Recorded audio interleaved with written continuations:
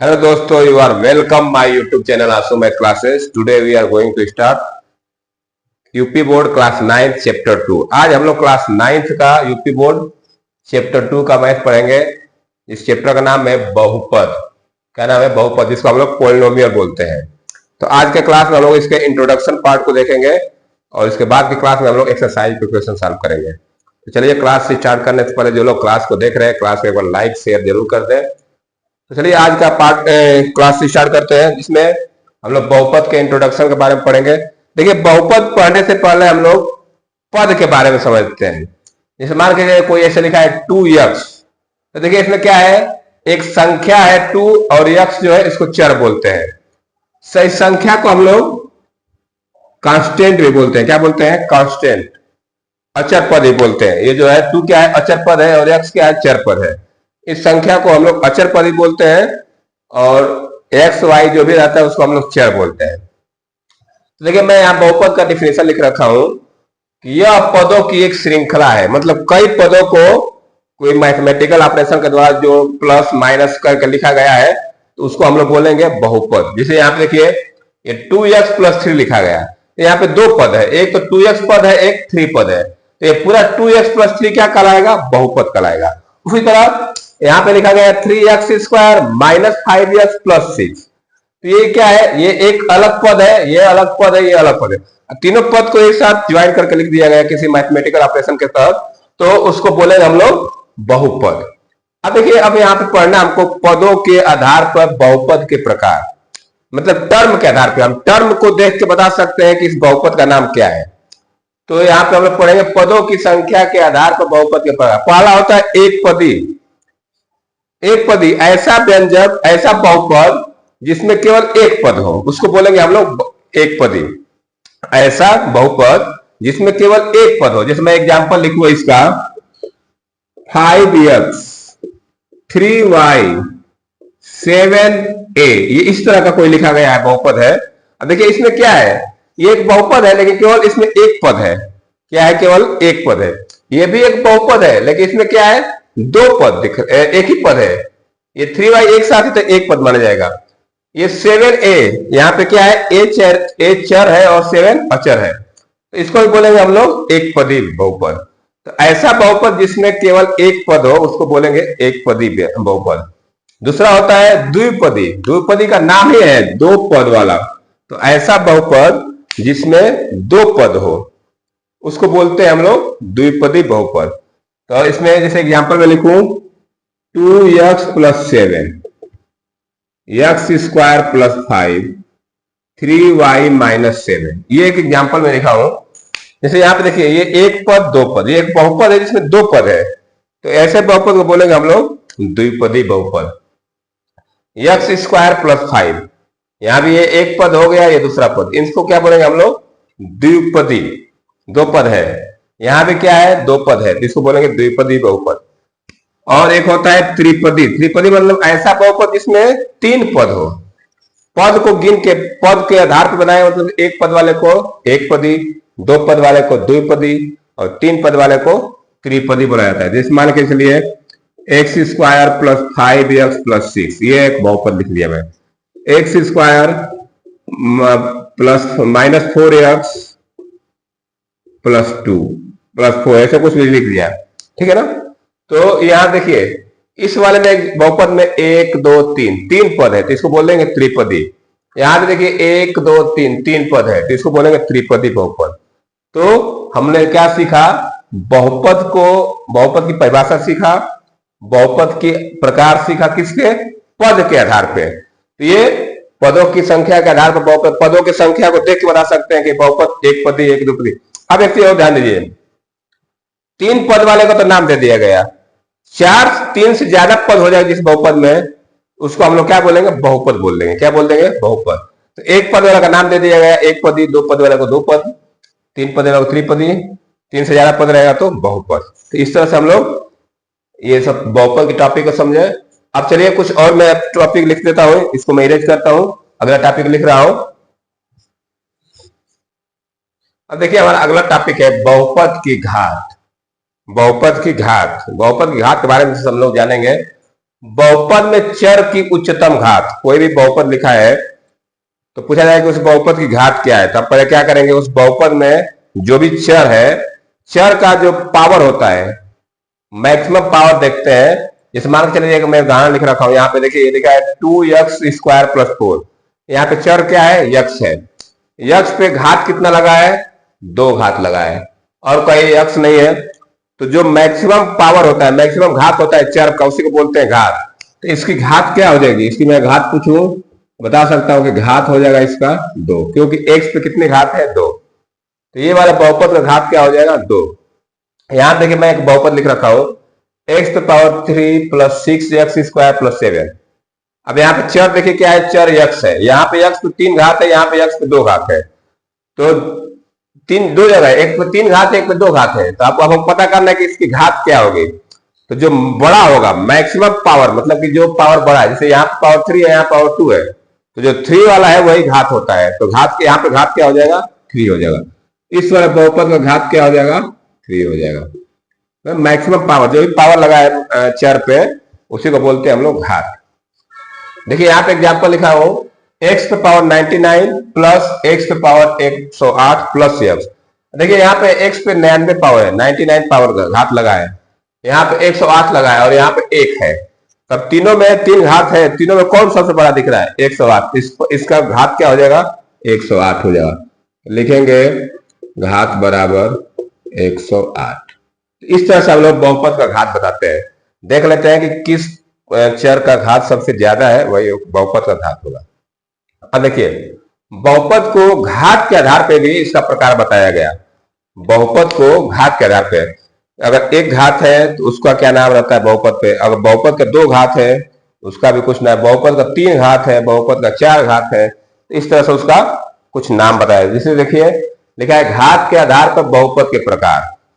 तो पहला है रेखी बहुपद। रेखी बहुपद मतलब ऐसा बहुपद जिसकी घात 1 हो, ऐसा बहुपद जिसकी घात 1 हो, उसको बोलेंगे हम लोग रेखी बहुपद। जैसे मैं एग्जांपल लिख रहा हूं, x + 3 7x - 9 3y + 8। ये देखिए एक बहुपद है। यहाँ पे जहां जहां चर है वहां पे देखिए 1 घात है, यहाँ पे यक्स है, इसमें कितना घात है, 1। तो इसको बोलेंगे हम लोग रेखी बहुपद। यहाँ पे 7x लिखा है, यक्स पे कितनी घात है, 1। ये भी क्या है, रेखी बहुपद है। 3y + 8, ये यहाँ पे चर क्या है, y है, और y पे घात क्या है, 1 है। तो ऐसे ये सब क्या है, रेखी बहुपद के उदाहरण है। दूसरा आता है द्विघात बहुपद। द्विघात मतलब ऐसा बहुपद जिसकी घात 2 हो, 2 घात वाले बहुपद को बोलते हैं द्विघात बहुपद। मैं एग्जांपल लिख रहा हूं, x² + 3x + 5, ठीक है, या x² + 6x + 9, ठीक है। ये जो एग्जाम्पल लिख रहा हूं मैं, देखिए यहाँ पे चर x में है, यहाँ पे घात 2 है, यहाँ पे घात 1 है। तो इस बहुपद का घात क्या होगा, 2 का पड़ा जाएगा। इस बहुपद का घात क्या हो गया, 2। तो 2 घात वाले बहुपद को बोलते हैं द्विघात बहुपद। यहाँ पे देखिए x⁻2 है, यहाँ पे x⁻1 है, तो दोनों मैक्सिमम घात क्या है, 2 है। तो इस तरह के एग्जाम्पल को बोलेंगे द्विघात बहुपद। एक होता है त्रिघात बहुपद, 3 घात वाले को, ऐसा बहुपद जिसका घात 3 हो। मैं एग्जाम्पल लिख दूं, x³ + 3x² + 7x + 8, या x⁻3 - 1, ये सब जो भी है। यहाँ पे देखिए एक बहुपद में लिखा हूं, x पे घात 3 + 3x² + 7x + 8। अब इसमें देखिए चर क्या है, चर क्या है, इसमें x है। अब x की मैक्सिमम पावर क्या लगा है, यहाँ पे देखिए 3 घात है, यहाँ 2 घात है, यहाँ पे 1 घात है। तो इसका घात क्या हो जाएगा, ये जो बहुपद है इसका घात क्या हो जाएगा, 3 घात हो जाएगा। तो इसको बोलेंगे त्रिघात बहुपद। यहाँ पे देखिए x पे पावर 3 - 1 लिखा है, x पे घात कितना है, 3। तो ये कैसा बहुपद होगा, ये त्रिघात बहुपद होगा। तो इस तरह से घात के आधार पे हम लोग बहुपद के प्रकार जान लिए। अब चलते हैं, कुछ और पॉइंट है उसको भी देख लेते हैं। तो उसके बाद, उससे पहले मैं इसको इरेज करूं, आप चाहे तो नोट डाउन कर सकते हैं, या वीडियो पोस्ट करके लिख भी सकते हैं, स्क्रीनशॉट भी ले सकते हैं। चलिए आगे देखता हूं मैं, और कुछ टॉपिक है। अब देखिए अगला टॉपिक है बहुपद के शून्यांक, जीरोज ऑफ पोलिनोमियल। हमें बहुपद के शून्यांक के बारे में पढ़ना है। शून्यांक होता क्या है, पहले समझ लेते हैं। देखिए मैं परिभाषा लिख रखा हूं, बहुपद के मूल चर, जो बहुपद का मूल चर है यक्स, कि वे मान जो बहुपद को शून्य के बराबर बनाते हैं। बहुपद में जो चर है यक्स, उसका वो मान जो उस पूरे बहुपद को शून्य के बराबर बना देता है, उसी को बोलते हैं शून्यांक। ठीक है, तो जैसे रैखिक बहुपद के मूल में लिखा हो, शून्याङ्क को हम लोग मूल भी कहते हैं। क्या कहते हैं? मूल, जीरो, रूट, कुछ भी बोल सकते हैं। जैसे मैं एक रैखिक बहुपद लिख रहा हूं, 5x माइनस 10 इक्वल टू 0। ये मैं एक रैखिक बहुपद लिख रहा हूं। अब देखिए इसमें कह रहा है कि इसमें यक्स का मान जो इस बहुपद को शून्य के बराबर बना दे, तो क्या करूंगा, ये बहुपद है तो मैं इसको पहले ये बहुपद दिया था इतना 5x माइनस 10, हमसे पूछेगा इसका शून्याङ्क बताइए क्या है, इसका शून्याङ्क क्या है, तो इस बहुपद को पहले शून्य के बराबर करेंगे, बराबर शून्य। अब इसको सॉल्व करके x की वैल्यू निकालेंगे। तो देखिए कैसे सॉल्व करेंगे, हम लोग इक्वेशन सॉल्व करना पड़े हैं, तो ये हो जाएगा 0 प्लस 10, तो 5x इक्वल टू 10, तो x इक्वल टू क्या आ जाएगा 10/5, तो यहां से क्या मिल गया 2, क्या मिल गया 2। तो जो यक्स का क्या मान आया 2, यक्स का यही मान जो 2 आया है, यही उसका शून्याङ्क कहलाता है। क्या कहलाता है? शून्यक बोलते हैं, शून्याङ्क बोलते हैं। तो यक्स का यही एक मान है 2, जो इस बहुपद को 0 कर देता है। देखिए ये यक्स का 2 यहां पर रखेंगे तो इसकी वैल्यू क्या आ जाएगी, 0 आ जाएगी। तो शून्याङ्क वही होता है कि जो भी उस बहुपद में चर है उसका ऐसा मान जो उस बहुपद को शून्य बना दे। तो इसको कैसे निकालेंगे, अगर रेखीय बहुपद है तो हम उसको x के इस तरह से निकाल सकते हैं सॉल्व करके। जो x की वैल्यू आती है उसी को हम लोग मूल बोलते हैं, रूट बोलते हैं, शून्याङ्क बोलते हैं, शून्याङ्क बोलते हैं। ठीक है, अब देखिए यहां से एक चीज समझिएगा, देखिए यहाँ पे x की कितनी वैल्यू आई है, एक वैल्यू आई है। रैखिक समीकरण था, रैखिक बहुपद था, एक घात का बहुपद था तो एक शून्य का आया था। अब यहाँ पे देखिए मैं लिख देता हूं, अगर ये रैखिक बहुपद के लिए है, ये द्विघात बहुपद के लिए, त्रिघात बहुपद के लिए। रैखिक बहुपद है तो रैखिक बहुपद में घात कितना होता है, 1 होता है। द्विघात बहुपद में घात कितना होता है, 2 होता है। और त्रिघात बहुपद में घात कितना होता है, 3 होता है। अब देखिए घात से हम बता सकते हैं कि इसको शून्याङ्क कितने होंगे। रैखिक में देखिए रैखिक बहुपद था, इसका घात 1 था, तो शून्याङ्क कितना आया था, 1। द्विघात बहुपद की घात 2 होती है, जिसे माने इसका शून्याङ्क कितना आया, 1।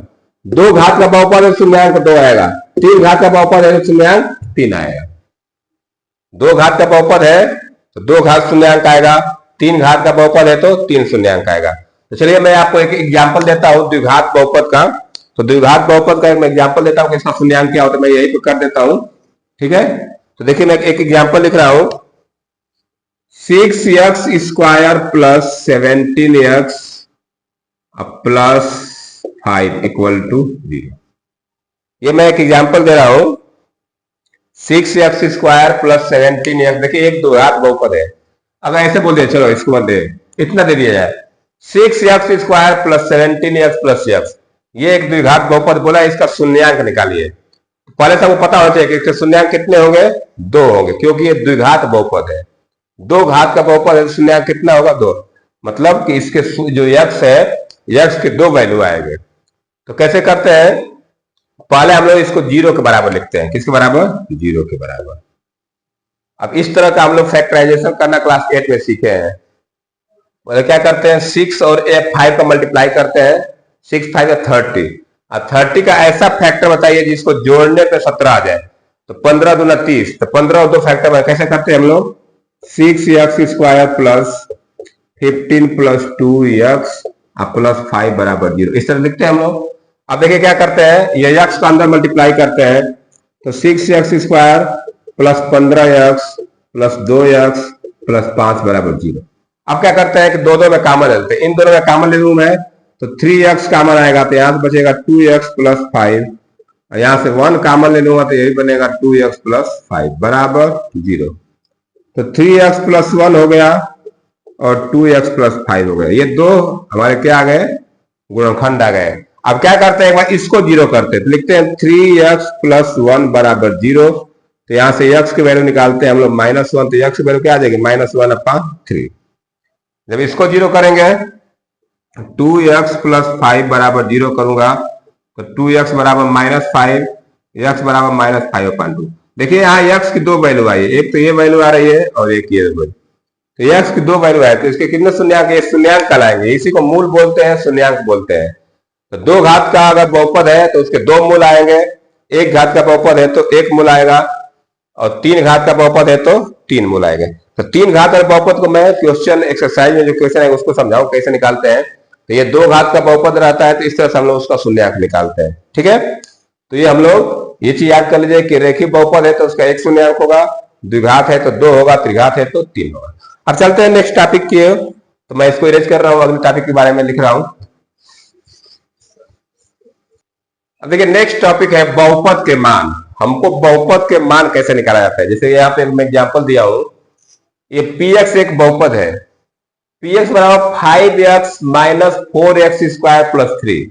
हमसे कहा जाए कि इस बहुपद का मान x बराबर 2 पर क्या होगा, x बराबर 2 पे इस बहुपद का मान बताइए। तो ये बहुपद है px, जिसको हम लोग px लिखते हैं, p for polynomial in x, p for polynomial in x, इसको बोलते हैं बहुपद। तो ये 5x minus 4x square plus 3, पहले समझते हैं कि ये बोला कि इसका मान बताइए, क्या बताना है? मान। x बराबर 2 पे, तो कहने मतलब क्या है कि जहां जहां इसमें x दिख रहा है वहां पे हम लोग क्या कर देंगे? 2 रख देंगे। तो चलिए मैं इसका मान निकालूंगा तो कैसे लिखूंगा? P2, x बराबर बोला है 2 रखने पर, इस पोलिनोमियल में, इस बहुपद में x के जगह 2 रख देंगे, फिर सॉल्व कर देंगे। सॉल्व करने के बाद जितना आएगा वही उसका बहुपद का मान कहलाएगा। तो x बराबर 2 में रख दिया, जहां जहां x है यहाँ 2 रख दिया। अभी यहां पर रखिए, ये बनेगा 5 into 2 minus 4 into 2 square plus 3, इस तरह से। अब थोड़ा इसको सॉल्व कर लेते हैं। सॉल्व करें तो आएगा 10 माइनस, इनको सॉल्व करेंगे तो 2 का स्क्वायर 4, 4 चौक 16, अब प्लस 3, 10 3 13, 13 माइनस 16 कितना आ गया? माइनस 3। तो इस तरह से ये जो बहुपद दिया था उसका x बराबर 2 पे मान क्या आ गया? माइनस 3। इस तरह आपको x की जो भी वैल्यू पूछेगा, x बराबर 1 पे पूछ देगा मान क्या होगा, x बराबर 2 पे क्या होगा, x बराबर 0 पे क्या होगा, x बराबर माइनस 1 पे क्या होगा, x बराबर माइनस 2 पे क्या होगा। तो इस तरह से हम लोग जो भी बहुपद दिया है x की वैल्यू देकर बोलेगा कि इसमें बहुपद का मान क्या होगा, तो जहां जहां x है वहां पे हम लोग उसकी वैल्यू रख के सॉल्व कर देंगे, तो जो भी आंसर आएगा वही बहुपद का मान कहलाएगा। अब हमको नेक्स्ट पढ़ना है, मैं इरेज करके लिख देता हूं, ज्यादा इसमें नहीं है, फैक्टर थ्योरम, गुणनखंड प्रमेय। क्या पढ़ना है हम लोग को? गुणनखंड प्रमेय, गुणनखंड प्रमेय, जिसको हम लोग बोलते हैं फैक्टर थ्योरम, फैक्टर थ्योरम। अब देखिए जैसे हम लोग डिवाइड करते हैं, तो मैं एक डिवाइड आपको समझा रहा हूं। अगर मुझे 5 से 15 को डिवाइड करना है तो ये 3 बार में डिवाइड होगा, 5 से 15, ये पूरा पूरा कट गया। मतलब यहाँ पे रिमाइंडर शेषफल क्या आ रहा है? कट जाए, 0 आ जा रहा है। ठीक है, अब मान लीजिए 5 से 17 को डिवाइड करना है, 5 से 17 को डिवाइड करना है, तो ये कितने बार डिवाइड होगा? 3 बार में, 5 से 15, अभी घटाएंगे 2 बार। देखिए यहाँ पे शेषफल बच रहा है, यहाँ रिमाइंडर बच रहा है। तो हम लोग एक रूल पढ़े थे छोटे थे क्लास में कि भाज्य बराबर भाजक गुणे भागफल प्लस शेषफल, ये पढ़े थे हम लोग ना। इसको हम लोग बोलते हैं कि डिविडेंड बराबर division into quotient plus remainder. ये हम लोग डिवाइड सब देखिए, ये होता है, ये भाज्य होता है, ये भाजक होता है, ये भागफल होता है और ये शेषफल होता है। तो इसी तरह का आपको पोलिनोमियल पढ़ना है। जैसे मान के चलिए एक पोलिनोमियल दिया है px, px दिया है, मैं लिख रहा हूं 3x square plus x minus 1, 3x square plus x minus 1, और एक gx दिया है, gx दिया है x प्लस 1, x प्लस 1। ठीक है ना, देखिए दो बहुपद, एक px दिया, एक gx दिया। हमसे पूछेगा कि बताइए कि ये इसका गुणनखंड है कि नहीं, ये जो gx है ये इसका गुणनखंड है कि नहीं। तो हम क्या करते हैं, ये देखिए दो बहुपद, एक px बराबर 3x square plus x minus 1 लिखा है, और एक लिखा है gx बराबर x प्लस 1। हमसे पूछेगा बताइए कि जो gx है px का गुणनखंड है कि नहीं, या जी एक्स पी एक्स का फैक्टर है कि नहीं। तो हम क्या करते हैं, पहले इसको जीरो के बराबर करते हैं। इसको क्या करते हैं, तो जब इसको जीरो के बराबर करें तो एक्स प्लस वन बराबर जीरो, तो यहां से एक्स की वैल्यू क्या मिलेगी हमको, -1। अगर यही वैल्यू एक्स बराबर -1 इसको जीरो कर देगा तो हम बोल देंगे कि जी एक्स पी एक्स का गुणनखंड है। ठीक है, तो चलिए मैं यहाँ वैल्यू रख रहा हूं p-1, तो यहाँ पे वैल्यू रखो 3 -1 का स्क्वायर प्लस -1 -2। ठीक है, तो इसको सॉल्व करें तो ये 1 आएगा, तो ये हो जाएगा 3 -1 -2। तो देखिए आ गया आपका 3 -3 कितना आ गया, 0 आ गया। क्या आ गया, ये जो x की वैल्यू थी -1 इसमें रखने पे ये क्या बन गया, 0। तो यहां से हम लिख सकते हैं कि अतः जी एक्स पी एक्स का गुणनखंड है, जी एक्स पी एक्स का गुणनखंड है। अगर 0 नहीं आता तब लिखते हैं कि जी एक्स पी एक्स का गुणनखंड नहीं है। जब 0 आ जाएगा तब तो गुणनखंड होगा, 0 नहीं आएगा तब गुणनखंड नहीं आएगा। शेषफल अगर 0 आ जाएगा, देखिए यहाँ पे सबने एक शेषफल निकल रहा है, जैसे यहाँ पे शेषफल 0 आता है तो ये इसका गुणनखंड कहलाता है, यहाँ पे शेषफल 0 नहीं आता है तो ये गुणनखंड नहीं कहलाता है। वही चीज यहाँ पे पढ़ाया गया है, बताया गया है कि जब से ये देखिए शेषफल निकालने का तरीका होता है, शेषफल 0 आएगा तो गुणनखंड होगा, शेषफल 0 नहीं आएगा तो गुणनखंड नहीं होगा। तो ये हो गया आपका गुणनखंड प्रमेय। अब देखिए मैं कुछ फार्मूले लिखवा देता हूँ जो आपको इस चैप्टर में लर्न करके रखना है कि यूज हुई होगा एक्सरसाइज के क्वेश्चन सॉल्व करने में। तो चलिए मैं इसको 1 बाय 1 करके लिखवा देता हूं, आप भी नोट कर लीजिएगा। एक तो है x प्लस वाई का होल स्क्वायर, ये होता है x square plus y square plus 2xy। एक होता है x माइनस वाई का whole square, x square plus y square minus 2xy। ठीक है, और एक और होता है x square minus y square बराबर एक ब्रैकेट में एक्स प्लस वाई और दूसरे में एक्स माइनस वाई। अब एक मैं 3 टर्म का लिख रहा हूं, x plus y plus z का होल स्क्वायर। इसका फार्मूला होता है x square plus y square plus z square plus 2xy plus 2yz plus 2zx। ये फार्मूले सब लिख लीजिए, बहुत आपके काम आएगा, याद करना पड़ेगा। अब एक क्यूब का लिखता हूं, x plus y whole cube, इसका होता है x cube plus y cube plus 3xy bracket में x प्लस वाई। ये x प्लस वाई का होल क्यूब हो गया। नेक्स्ट होता है x माइनस वाई का होल क्यूब, इसका क्या बनता है x cube minus y cube minus 3xy bracket में x माइनस वाई।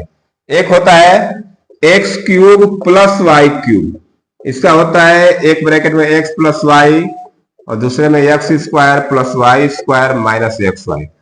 एक होता है x cube minus y cube बराबर x माइनस वाई और फिर होता है x square plus y square plus xy। एक और फॉर्मूला लिखवा देता हूं मैं, x cube plus y cube plus z cube minus 3xyz बराबर एक ब्रैकेट में x plus y plus z और दूसरे ब्रैकेट में होता है x square plus y square plus z square minus xy minus yz minus zx। ठीक है, इतना सब फार्मूला है मैं लिखवाया, आप इसको चाहो तो राइट डाउन कर सकते हैं, इस फार्मूले का यूज होगा। तो ये सब कुछ फार्मूले हैं, इनको आप लिख सकते हैं। इन सब फार्मूलों का एक्सरसाइज के क्वेश्चन करने में हमको हेल्प मिलेगी, आप फार्मूले को लिख के लर्न भी कर लीजिएगा। तो चलिए आज के लिए इतना रन देते हैं। तो आज हम लोग बहुपद का इंट्रोडक्शन पढ़े, कल के क्लास में हम लोग बहुपद का एक्सरसाइज 2.1 करेंगे, प्रश्नावली 2.1 करेंगे। तो चलिए जो लोग ये क्लास को देख रहे हैं, अगर क्लास को अच्छी लग रही है तो क्लास को लाइक्स जरूर करें, अपने दोस्तों को भी शेयर कर दें ताकि वो भी पढ़ सके। चलिए वीडियो देखने के लिए बहुत धन्यवाद, thank you, have a nice day.